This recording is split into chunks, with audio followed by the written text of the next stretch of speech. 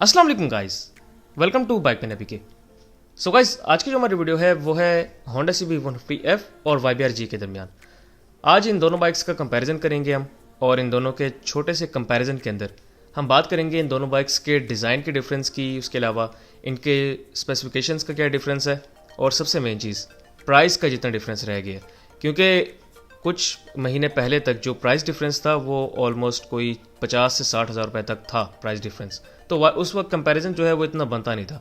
लेकिन अब जो डिफरेंस है वो कम रह गया, काफ़ी कम रह गया, इसी वजह से अब दोनों का जो कंपैरिजन है वो बनता भी है। तो हम आज बात करेंगे कि आपको इन दोनों में से कौन सा बाइक परचेज करना चाहिए according to the specifications and price difference. तो बिना वेस्ट किए बाइक की वीडियो को स्टार्ट कर लेते हैं। So guys, first of all हम बात कर लेंगे डिज़ाइन की, और डिज़ाइन में सबसे पहले YBR-G को देख लेते हैं। तो यामाहा YBR-G का आप डिज़ाइन देख सकते हैं कि बहुत खूबसूरत डिज़ाइन है, और ये वाहिद बाइक है जिसने इस तरह का डिज़ाइन पाकिस्तान के अंदर इंट्रोड्यूस किया था। 2015 में यामाहा ने इन दोनों बाइक्स को लॉन्च किया था, और ये वो फर्स्ट बाइक थे जिन्होंने स्पोर्ट्स लुक पाकिस्तान के अंदर इंट्रोड्यूस करवाई थी। और इनके बाद ही ये ट्रेंड चला है कि हर कंपनी ने अपने एक स्पोर्ट्स कैटेगरी में बाइक को लॉन्च किया। स्पोर्ट्स कैटेगरी तो मैं बेसिकली नहीं कहूँगा, बस स्पोर्ट्स लुक की है। जो इंजन है वो वही आपको 150 मिलता है या 125 मिलता है, बस जो लुक है वो स्पोर्ट्स में आपको थोड़ी सी मिल जाती है।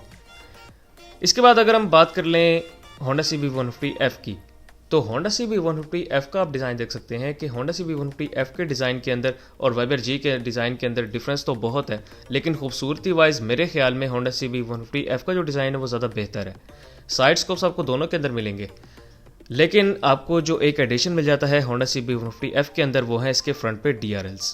इसके फ्रंट पे आपको 2 DRLs मिल जाती हैं, तो वो जो है इसकी लुक को ज़्यादा बेहतर बना देती हैं।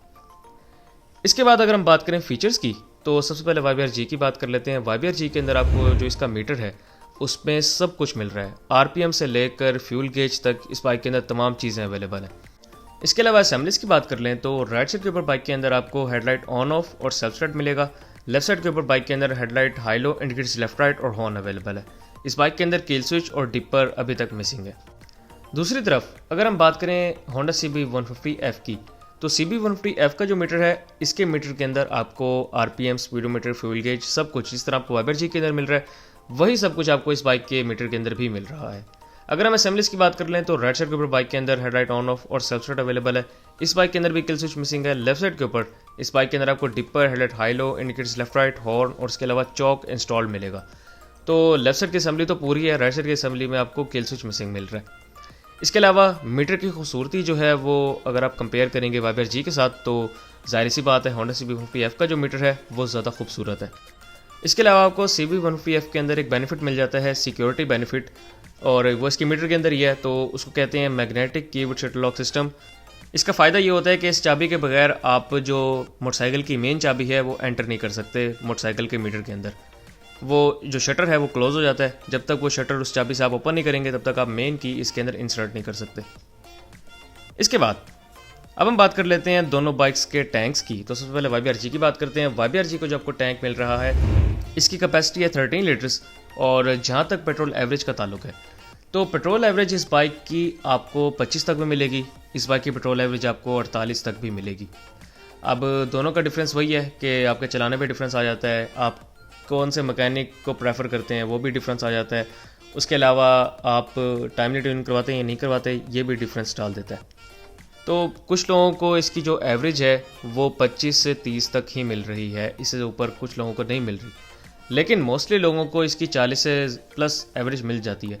क्योंकि अब हर बार ऐसा तो नहीं होता कि हर बंदे को ही अच्छा मैकेनिक मिल जाए, कभी किसी का बैड लक होता है तो वो किसी फारिग मैकेनिक के पास चले जाते हैं, तो उन्होंने एक बार उस बाइक को छेड़ना होता है और उसके बाद बाइक जो है वो अपनी ओरिजिनल हालत में आ नहीं सकता, जो मर्जी कर लें। इसके बाद अगर हम सीट की बात कर लें तो YBR-G की जो सीट है वो बहुत सॉफ्ट और कंफर्टेबल सीट है, और उसके अलावा जो इसका सीट कवर है वो इतना बेहतर डिज़ाइन किया गया है कि जब आप इसको डायरेक्ट धूप में खड़ा रखते हैं, बेशक 2 या 3 घंटे हो जाएं, जब आप इस बाइक के ऊपर बैठेंगे तो इसकी जो हीट है वो फ़ौरन से बाहर निकल जाएगी।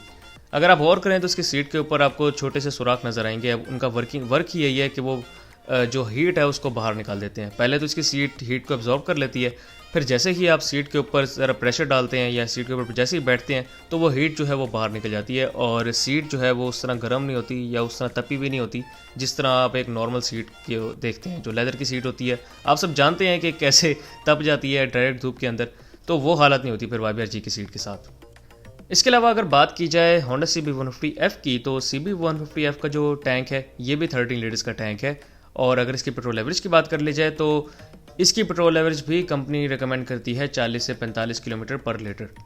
लेकिन बात वही है कि कुछ लोगों का बैड लक होता है जो कि अच्छे मैकेनिक्स के पास नहीं जा पाते, उनको मिलते नहीं हैं, तो जब वो बाइक को बिगाड़ देते हैं तो वो भी फिर एवरेज अच्छी नहीं देता। मोस्टली लोगों को इस बाइक के अंदर भी एवरेज अच्छी मिली है, लेकिन कुछ लोग इनमें ऐसे हैं जिनको एवरेज जो है वो अच्छी नहीं मिली इस बाइक के अंदर। इसके अलावा अगर हम बात करें इस बाइक की सीट की, तो इस बाइक की जो सीट है वो भी बहुत कंफर्टेबल और सॉफ्ट सीट बनाई गई है। दूसरी तरफ अगर हम बात करें इस इंजन की, तो जो इंजन है YBR-G का वो है 4 stroke single cylinder overhead camshaft engine. Overhead camshaft होने के साथ साथ इसके इंजन के अंदर आपको बैलेंसर भी इंस्टॉल्ड मिल रहा है। तो बैलेंसर होने की वजह से और ओवरहेड कैमशाफ्ट होने की वजह से बाइक कम से कम वाइब्रेशंस प्रोड्यूस करता है, जो कि ना होने के बराबर होती हैं। और जब तक आप 80 प्लस स्पीड अचीव नहीं करते तब तक आपको बाइक के अंदर कोई खास वाइब्रेशंस फील नहीं होती। इसके अलावा अगर हम बाइक की डिस्प्लेसमेंट की बात कर लें तो 124 क्यूबिक सेंटीमीटर इसकी डिस्प्लेसमेंट आपको मिल रही है। 54 mm इस बाइक का बोर है और 54 mm ही इस बाइक का स्ट्रोक है। 10.0:1 इस बाइक की आपको कंप्रेशन रेशो मिल जाएगी।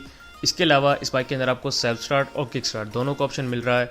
और अगर हम इस बाइक के फ्यूल सिस्टम की बात कर लें तो आपको बटरफ्लाई कार्बोरेटर इस बाइक के अंदर इंस्टॉल मिल रहा है। इसके अलावा अगर हम इस बाइक की स्पीड एंड पिकअप की बात करें तो बाइक की जो स्पीड है वो आउट क्लास है। जहाँ तक पिकअप का ताल्लुक है तो वो भी बहुत अच्छी है। दूसरी तरफ हम बात करते हैं Honda CB150F की, तो CB150F का जो इंजन है ये भी 4 stroke single cylinder overhead camshaft engine है विद बैलेंसर शाफ्ट। तो जिस तरह आपको कम से कम वाइब्रेशंस YBR-G के अंदर मिल रही हैं, उसी तरह आपको कम से कम वाइब्रेशंस CB150F के अंदर भी मिल रही हैं।